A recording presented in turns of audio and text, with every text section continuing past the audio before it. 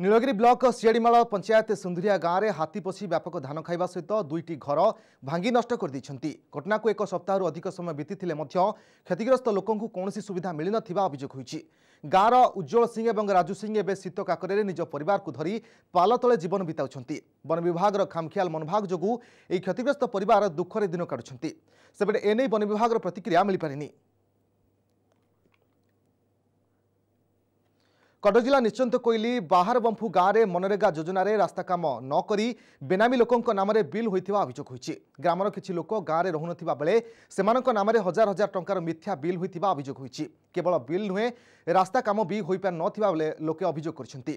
एनै अभियोग हेबा परे यार तदंत करा जाई शीघ्र कार्यानुष्ठान नियाजिबो बोली कहिसन्ति बीडीओ।